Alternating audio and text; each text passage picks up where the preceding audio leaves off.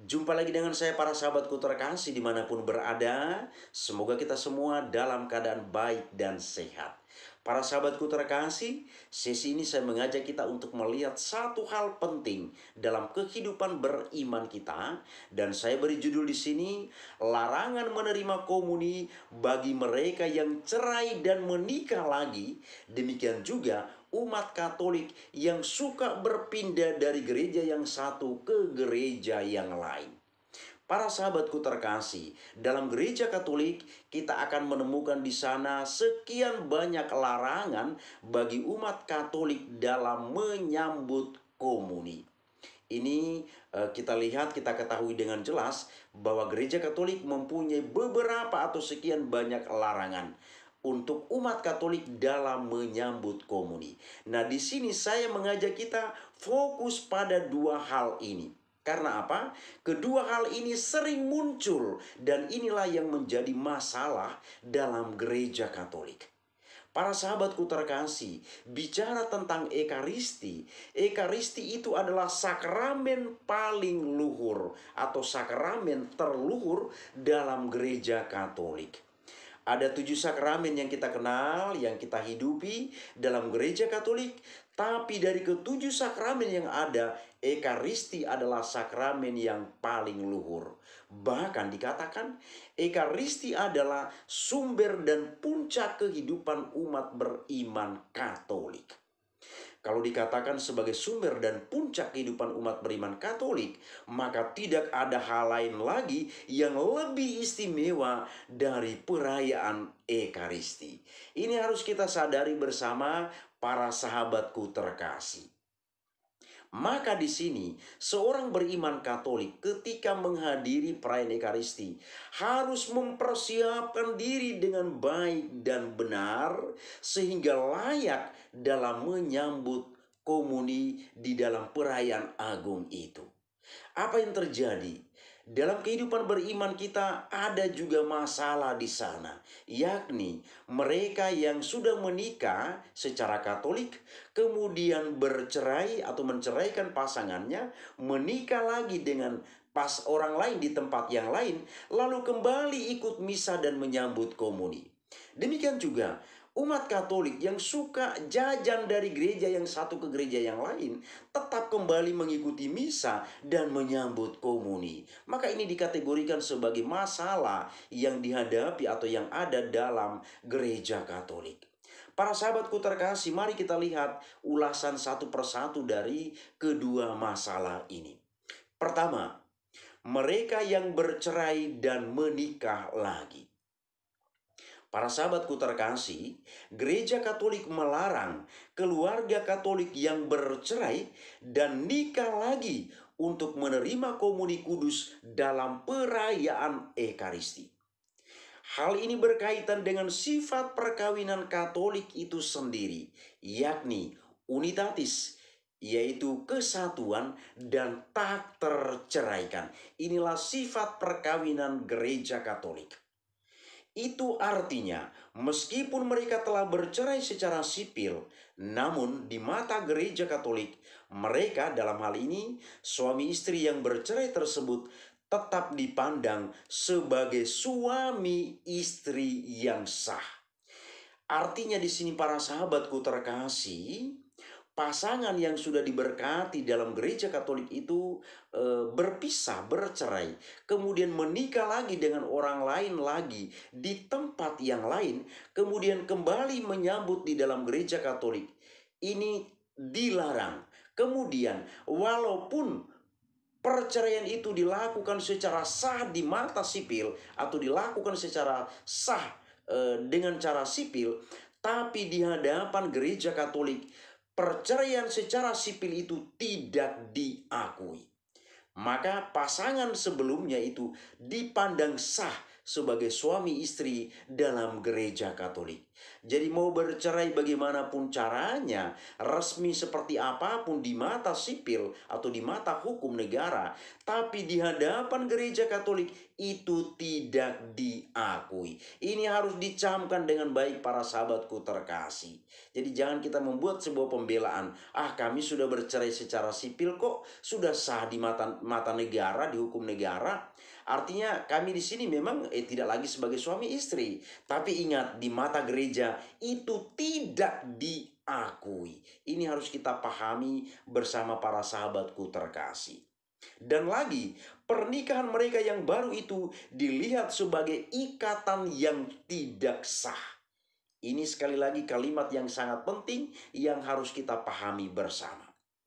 Perkawinan Katolik yang tidak terceraikan itu sesuai dengan kehendak Sang Pencipta, bahwa sejak awal mula Allah menciptakan laki-laki dan perempuan, dan laki-laki akan meninggalkan ayah dan ibunya dan bersatu dengan istrinya, sehingga keduanya menjadi satu daging.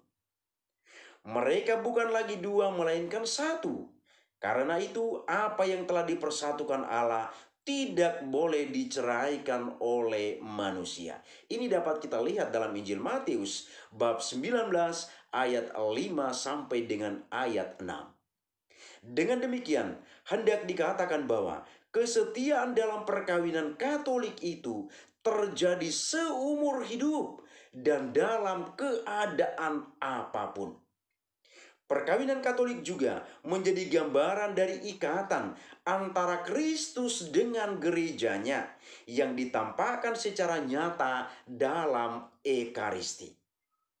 Oleh karena itu, sebagaimana Kristus senantiasa setia kepada gerejanya, demikianlah hendaknya setiap orang yang menikah setia kepada pasangan hidupnya. Atas dasar inilah, gereja juga mendasarkan aturannya tentang larangan menerima komuni kudus bagi keluarga Katolik yang bercerai dan menikah lagi.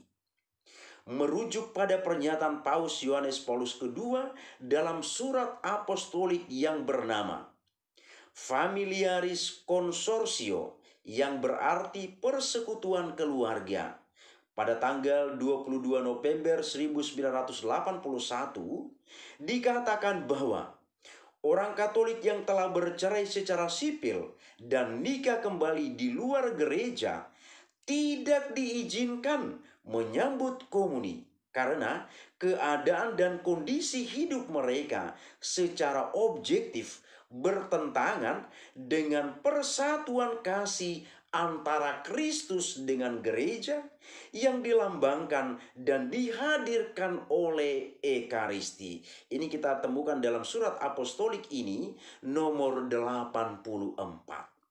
Para sahabatku terkasih, pernyataan Paus tersebut juga ditegaskan kembali oleh Kongregasi Ajaran Iman kepada para uskup gereja Katolik tentang penerimaan komuni suci oleh kaum beriman yang cerai dan menikah lagi. Dikatakan dalam surat itu bahwa para gembala wajib mengingatkan kaum beriman akan ajaran gereja tentang perayaan sakramen-sakramen, khususnya penerimaan komuni suci, bahwa mereka yang cerai dan nikah lagi tidak dapat menerima komuni. Ini kita temukan dalam Kongregasi Ajaran Iman tentang larangan menerima komuni nomor 3. Ini sekali lagi para sahabatku terkasih sangat jelas ditekankan oleh gereja Katolik. Maka mereka yang telah menikah dalam gereja Katolik, kemudian bercerai, menikah lagi dengan orang lain, kemudian kembali menerima komuni, ini dilarang. Jadi ini jelas aturan dalam gereja Katolik. Kemudian hal yang kedua, mereka atau umat Katolik yang suka pindah-pindah gereja. Para sahabatku terkasih, ini kira-kira situasinya demikian. Umat Katolik yang ada waktu tertentu dia menghadiri atau mengikuti misa dalam gereja Katolik, Kemudian pada waktu yang lain, dia pergi ikut kebaktian di gereja yang lain yang bukan gereja Katolik. Dan berpindah dari gereja yang satu dengan ke gereja yang lain. Lalu ada waktunya nanti dia akan ikut misa dalam gereja Katolik dan menerima komuni lagi. Ini juga dilarang para sahabatku terkasih. Masa kita sudah meninggalkan gereja Katolik pergi ibadat dari gereja yang satu ke gereja yang lain? Masa kita masih merasa pantas untuk menyambut komuni lagi? Dan ini saya alami secara nyata. Ada sahabat dekat saya. Sahabat dekat saya ini melakukan hal ini. Ketika misa di gereja Katolik, dia ikut misa, dia menyambut komuni. Setelah itu dia pergi lagi ibadat atau ikut pelayanan lagi di gereja yang lain. Kemudian terlibat lagi pelayanan di gereja yang lain lagi. Tapi ketika misa di gereja Katolik, dia kembali ikut misa dan menyambut komuni. Para sahabatku terkasih, apakah komuni itu atau perayaan Ekaristi ini sebagai sesuatu yang bisa kita permainkan? Tadi dalam hantaran sudah kami katakan dengan jelas bahwa Ekaristi itu adalah puncak dari kehidupan umat beriman Katolik, sumber dan puncak. Dan Ekaristi merupakan sakramen yang paling luhur. Lalu beginikah kita perlakukan Ekaristi?